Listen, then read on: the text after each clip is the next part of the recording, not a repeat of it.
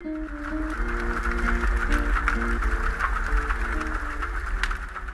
période des fourmis chimères sonnait comme une rupture dans le fil du temps, et bien qu'elle nous ait offert une fable poétique, celle-ci est désormais terminée et la vie reprend son cours. D'ailleurs, Gon a retrouvé son père. Killua s'est donné pour mission de protéger sa sœur, et Leorio a intégré une prestigieuse équipe médicale où il pourra apprendre son métier aux côtés des plus grands. Mais notre cher Kurapika, lui, s'enfonce encore plus dans les abysses de son désir de vengeance. Il lui arrive de se poser plusieurs questions sur sa situation, sur ce qui allait advenir après avoir achevé sa quête. Mais toutes ces interrogations convergent vers une seule et unique réponse: le néant.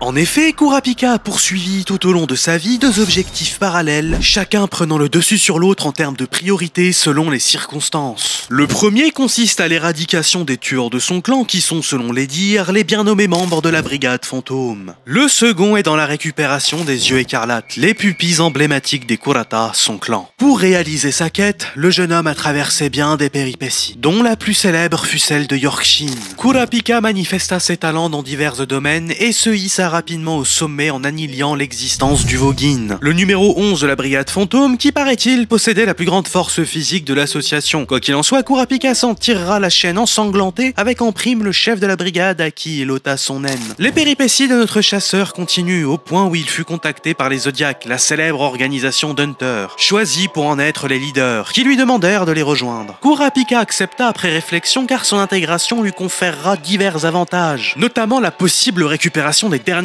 pupilles écarlates aux mains du 4e prince, Tsenerich, qui embarqua à bord du Black Whale, un navire se rendant dans le Dark Continent, un territoire duquel on dit maudit, interdit à l'humanité, et son arrivée engendrerait une catastrophe. Une calamité dont la dangerosité est telle qu'elle pourrait mettre fin à l'écosystème actuel. Et en tout état de cause, Kurapika en est conscient mais il s'en moque, car ce qui attrait à lui sont les yeux de son clan, mais très vite il se retrouva face à un dilemme dont la portée philosophique résonne jusqu'aux écrits d'Emmanuel Kant, qui disait d'ailleurs: agis seulement d'après la maxime grâce à laquelle tu peux vouloir en même temps qu'elle devienne une loi universelle. L'impératif catégorique, extrait des fondamentaux de la métaphysique des mœurs. Cette citation incarne parfaitement le dilemme moral auquel Kurapika fait face depuis tant d'années, et que l'on va analyser à travers l'éthique déontologique d'Emmanuel Kant, qui postule que l'action morale doit être guidée par des principes universels. Selon ce crack de la philosophie émanant de l'idéalisme allemand, la justice doit être appliquée par des lois morales objectives, sans que les émotions personnelles comme la haine ne les influencent. Or, Kurapika dans sa quête se retrouve souvent à naviguer dans des zones moralement grises. Son serment et ses chaînes le poussent à des décisions radicales, à la limite de la moralité, notamment l'utilisation de son haine qui lui permet d'exercer une justice punitive. Kurapika agit en fonction d'une loi morale personnelle, se plaçant ainsi entre les principes établis par Kant et du danger de devenir lui-même un bourreau motivé par ses pulsions vengeresses. Le personnage illustre donc un conflit entre un désir de justice impartiale et une vengeance très personnelle. La tension entre ces deux pôles crée un dilemme kantien non résolu. Est-il possible pour Kurapika de rendre justice sans sombrer dans l'injustice? Eh bien, la mort est à ses pieds, mais avant de vous conter cette histoire, il nous est primordial de revenir en arrière afin de comprendre les enjeux de notre héros, notamment son passé et sa joie qui lui a été ôtée.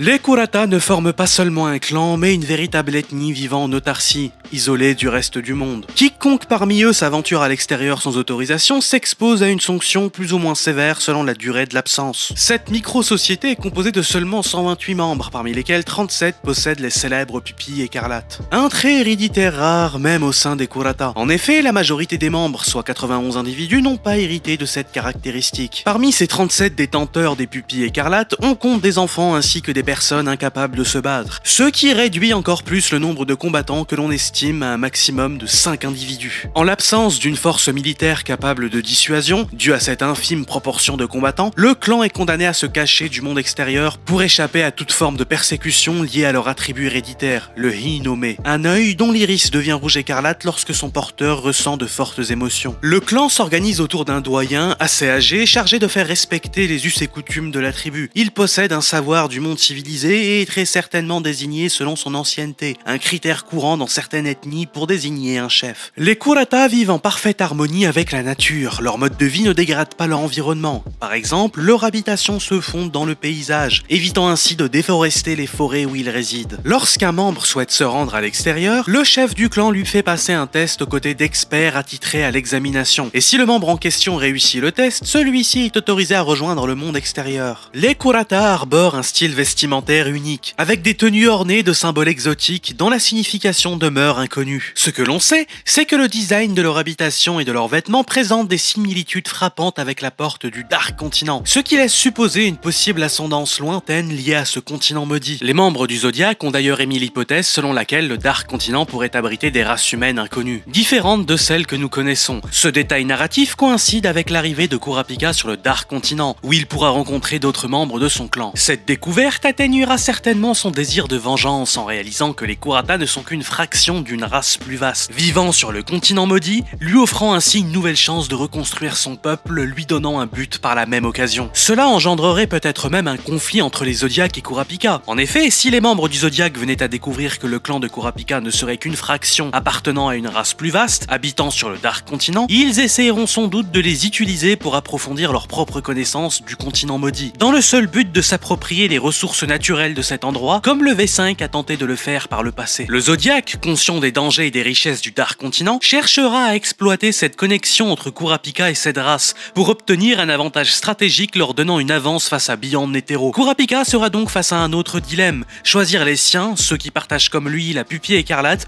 ou bien servir les intérêts de l'humanité en se rangeant du côté des Zodiacs. La similitude entre les symboles du clan Kurata et du Dark Continent n'est probablement pas un hasard. Elle laisse entrevoir un lien ancestral entre ces deux entités, suggérant que les Kurata possèdent des racines profondes dans ce territoire inexploré. Kurapika pourrait découvrir au fil de son exploration du Dark Continent que son héritage dépasse de loin ce qu'il imaginait, et que son combat pour venger les siens est en réalité intimement lié à des forces et des histoires bien plus anciennes et complexes. Quoi qu'il en soit, ce clan était composé de familles, de liens unissant ses différents membres. Kurapika avait un père, une mère et également un ami, Pyro, avec qui il partagea la plupart de son temps, et dont on sait qu'il occupe une place particulièrement importante dans son cœur. Et tout ce beau monde s'est fait sauvagement massacrer par une force militaire, généralement connue pour défendre la cité des étoiles filantes, plus connue sous le nom de Meteor City. Il s'agit bien évidemment de la Brigade Fantôme, mais enfin ça c'est la version officielle qui circule. Mais la réalité sur l'assassinat du clan Kurata semble bien plus complexe. Peu de temps avant l'extermination du clan, Kurapika et Pyro ont rencontré une femme nommée Sheila qui ressemble étrangement à Pariston. Celle-ci pourrait potentiellement agir autant qu'espionne pour la brigade ou d'autres forces possiblement liées à Pariston lui-même qui aurait engagé la Brigade Fantôme pour l'extermination du clan Kurata. Sheila aurait alors profité de l'innocence de Kurapika qui n'était qu'un enfant pour lui soutirer des informations. Étape nécessaire pour la destruction du clan car les utilisateurs de l'Emperor Time sont extrêmement puissants. C'est Tuvogin lui-même qui dira que les Kurata étaient de redoutables combattants. Si l'origine des Kurata est liée au continent maudit, le massacre pourrait avoir des motifs plus profonds liés à la puissance des yeux écarlates. Sur la base de cette connexion, plusieurs pistes narratives intéressantes peuvent être envisagées. La première concerne leur capacité. En effet, les yeux des Kurata pourraient détenir un pouvoir bien plus grand que leur simple beauté. S'ils sont liés à des forces centrales ou à des secrets du continent maudit, leur récupération pourrait devenir centrale dans une lutte plus vaste pour le contrôle des mystères du Dark Continent. Peut-être que ces pupilles peuvent déchiffrer des écritures anciennes,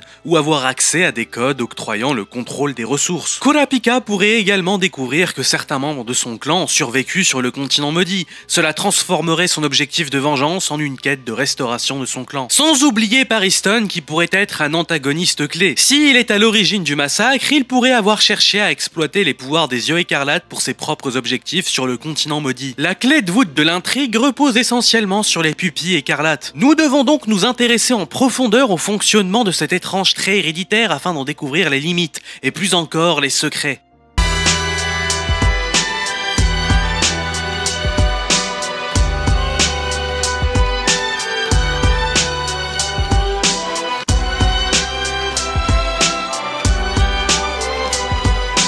En dehors de Kurapika, aucun autre utilisateur des pupilles écarlates ne nous a montré l'étendue de ses capacités liées à ce don. Nous baserons donc notre analyse principalement sur Kurapika pour comprendre le fonctionnement des yeux écarlates, bien que nous sachions que ces manifestations ne sont en rien exhaustives quant au véritable potentiel de ses pupilles. En revanche, ce qui est certain concernant les yeux écarlates, c'est que leur pouvoir agit comme un multiplicateur de puissance. Il est difficile de quantifier précisément de combien ces pupilles augmentent la force de base de leur utilisateur, mais l'effet est suffisamment notable pour qu'un simple enfant puisse surpasser et dominer physiquement un adulte sans avoir recours au nen. Pour rappel, un adulte moyen est généralement 5 fois plus fort qu'un garçon de 12 ans. Si l'on se base sur cette moyenne, les pupilles de Kurapika auraient pu multiplier sa force de base par 10, voire plus, car il parvenait à prendre l'incendant face à des adultes bien plus musclés que lui, et ce sans avoir recours au nen. Cette observation nous fournit un indice précieux sur la fonction des yeux écarlates, qui semble agir comme un multiplicateur de puissance, corrélé aux émotions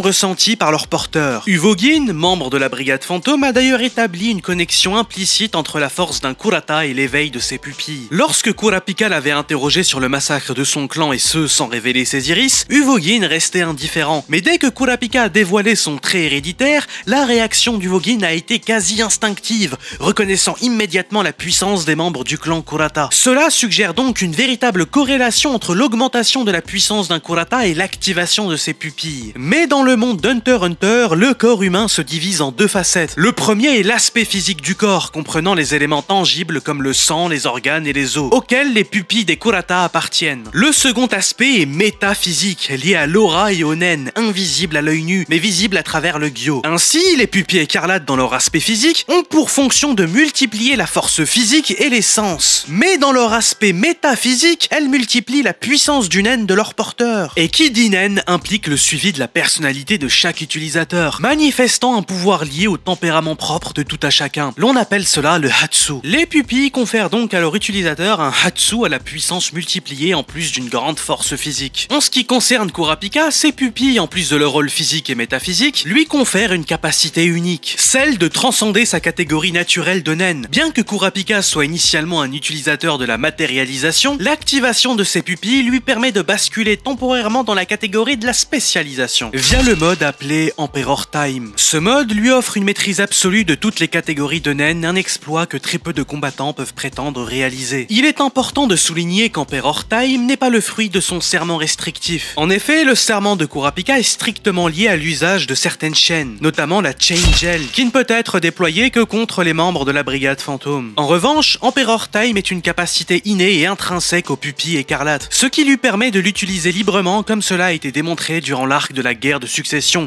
où il active cette faculté face à des adversaires ne faisant pas partie de la brigade. L'activation de l'Emperor Time se produit automatiquement dès que ses pupilles s'illuminent de leur teinte écarlate, lui conférant un accès instantané à l'ensemble des catégories de nen avec une maîtrise totale. Ce phénomène n'est pas conditionné par une quelconque restriction extérieure, mais bien par la nature des yeux écarlates, dont chaque membre du clan Kurata pourrait bénéficier à condition d'éveiller ce pouvoir et de perfectionner son Hatsu. Cela confère au Kurata un avantage stratégique incommensurable. En obtenant une maîtrise parfaite des autres catégories de nen tout en étant spécialisés, ils deviennent des combattants d'une polyvalence exceptionnelle. Dans l'univers d'Hunter x Hunter, les utilisateurs de nen ne possèdent généralement qu'une seule catégorie de nen dominante. Cependant, les détenteurs des pupilles écarlates ont la capacité rare d'en maîtriser deux, redéfinissant ainsi la compréhension traditionnelle du nen chez les Hunters. Cela renforce l'idée que les Kurata ne proviennent pas des continents habités par la civilisation moderne, mais bien d'une origine plus ancienne et mystérieuse, possiblement le continent maudit. Toutefois, Emperor Time présente une contrainte biologique majeure. Son activation induit une réduction drastique de l'espérance de vie de l'utilisateur. Chaque seconde passée en mode Emperor Time équivaut à une perte d'une heure de vie. Ce coût physiologique, bien qu'important, témoigne de l'ampleur et de la puissance latente de cette capacité, qui pourrait, si elle est mal gérée, précipiter l'utilisateur vers une fin prématurée. Les pupilles sont donc un outil incroyablement puissant mais à double tranchant, offrant un potentiel immense tout en présentant un risque sérieux pour la vie de leur porteur. Kurapika est donc de nouveau face à un dilemme. User de l'Emperor Time et voir son espérance de vie diminuer, ou bien lutter par ses forces de base, prenant le risque d'être ralenti dans sa quête de vengeance. Ce dilemme, comme tant d'autres, n'est qu'une mise en abîme de Kurapika que nous allons traiter immédiatement.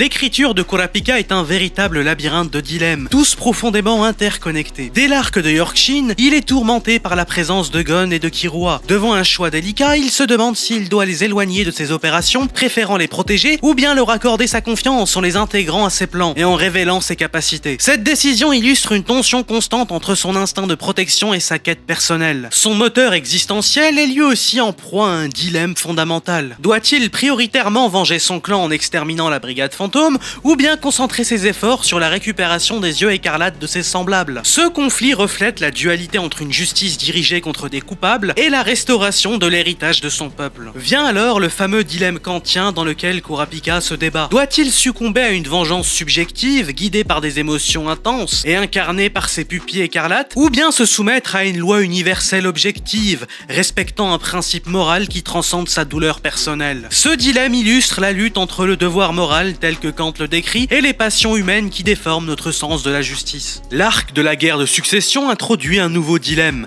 cette fois à 3 facettes. Kurapika doit servir fidèlement les Zodiacs, à qui il s'est engagé avec honneur autant que membre influent et respecté de leur élite. Il doit également protéger son employeur, la reine qu'il a recrutée pour assurer la sécurité de son prince héritier, accomplissant ainsi la mission qu'il a acceptée. Ou bien abandonner ces 2 engagements pour se concentrer exclusivement sur le 4e prince, porteur des dernières pupilles écarlates, et poursuivre sa quête personnelle de restitution. L'ajout de la brigade fantôme, elle aussi à bord du Black Whale, ajoute une couche supplémentaire de complexité à cette situation. Le navire devient ainsi la parfaite matérialisation de la quête de Kurapika, un microcosme de dilemme où tous ses objectifs sont à portée de main, mais où il ne pourra en accomplir pleinement qu'un seul. Chaque décision prise en faveur d'un but pourrait signer l'abandon, voire l'échec des autres. En fin de compte, Kurapika devra naviguer dans des eaux extrêmement troubles, où ses chances de survie apparaissent plus que minces. Son intelligence hors du commun sera sans doute son meilleur atout pour affronter ces épreuves. Mais la question demeure, prendra-t-il la bonne décision? Sinon, c'est la mort qui l'attend, et nous savons que Togashi n'a aucun scrupule à sacrifier un personnage, aussi important soit-il, au nom de la cohérence narrative. Le dernier arc en cours est une véritable cristallisation des dilemmes de Kurapika. Il s'annonce comme le plus déterminant des récents développements, et il nous conduira vers une apothéose où Kurapika, face à une multitude d'opportunités,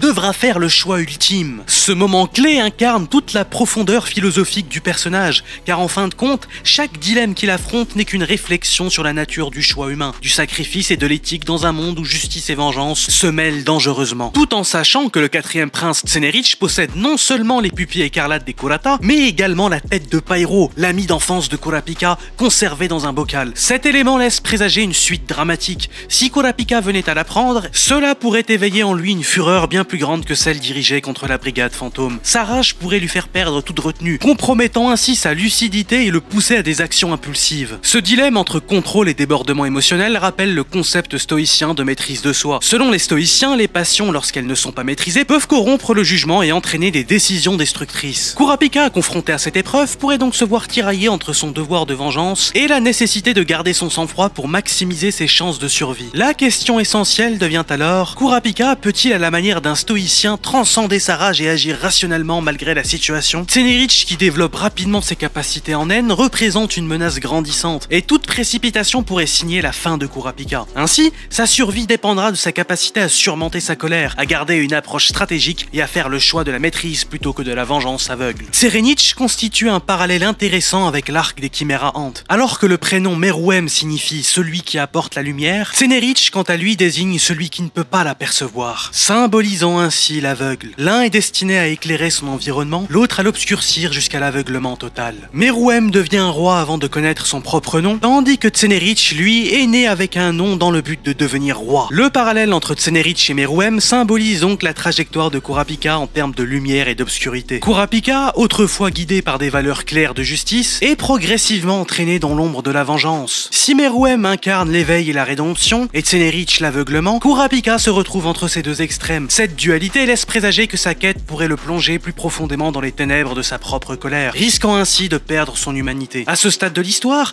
Kurapika ignore que le 4e prince détient la tête de Pyro, tout comme il n'a pas connaissance de la présence de la brigade fantôme à bord du navire. Kurapika n'a jamais rencontré Meruem, ni même cherché à résoudre le problème des fourmis chimères. Pourtant, malgré l'apparente distance entre ces deux arcs, ils sont intimement liés, tissant une toile de dilemmes qui finiront par converger dans son destin. Il devra choisir entre celui qui apporte la lumière ou celui qui apporte les ténèbres. Tel est le dilemme de Kurapika. Et vous, si vous étiez à sa place, qu'auriez-vous fait? Cette vidéo est à présent terminée, alors je vous remercie de l'avoir regardée jusqu'au bout. Si celle-ci vous a plu, n'hésitez pas à vous abonner, à liker et à partager. Quant à moi, je vous dis au revoir et à la prochaine.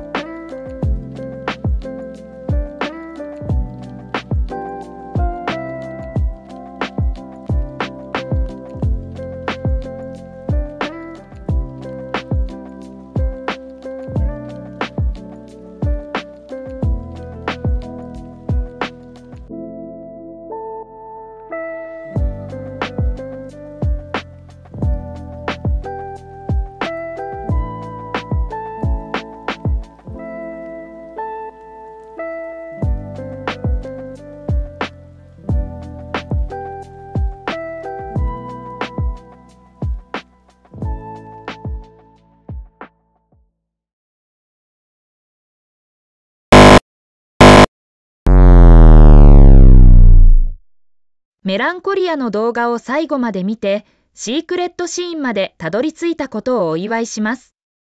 あなたはハンター試験の最初の試練に合格しました。しかし、まだ道のりは長く、あなたの前に立ちはだかる困難は厳しいものです。けれども、真のハンターのように、あなたはそのすべてを乗り越えるための忍耐と持久力を持っています。次のステップは極めて重要です。鉄の意志が必要です。なぜなら、真実を見抜ける者はほんの一握りしかいないからです。もし準備ができているなら、次の挑戦が待っています。動画の中に隠されたヒントを注意深く聞き、ハンターの称号にふさわしいことを証明してください。あなたが発展させる念は、この旅の本質を理解する力にかかっています。さあ、次の冒険であなたを待っているものを見つける準備はできていますか？次はあなたの番です。